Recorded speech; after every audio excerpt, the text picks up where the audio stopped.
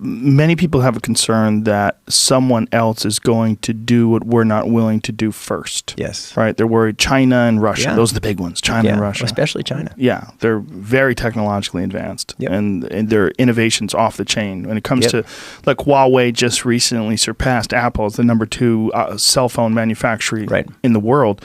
5 years ago, they had a single-digit share of Yep. the marketplace. Now they're number 2 on the planet Yeah. Earth.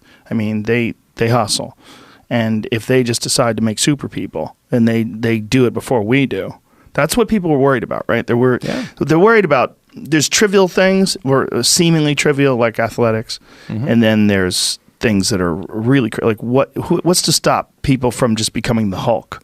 What's to stop people from becoming immortal? What's to stop, Well, two questions. First is China, because I think it's a really big issue. The story of the 21st century, one of the biggest stories of the 21st century, will be how the U.S.-China rivalry plays out, and the playing field will be with these revolutionary technologies. And China has a national plan to lead the world in these technologies by 2050. They're putting huge resources. They have really smart people they are really focused on. And it's a big deal. Yeah. In genetic technologies, when last year my book Hacking Darwin was already in production in November, when it was announced that these first genetically engineered babies had been born in China.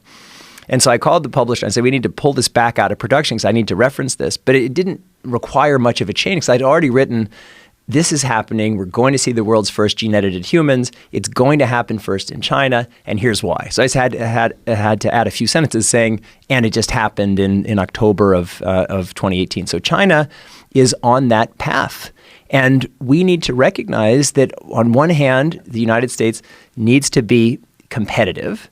On the other hand, we don't want a runaway arms race of the human race. And that's why we need to find this balance between national ambition and some kind of global rules. But that's really hard to do.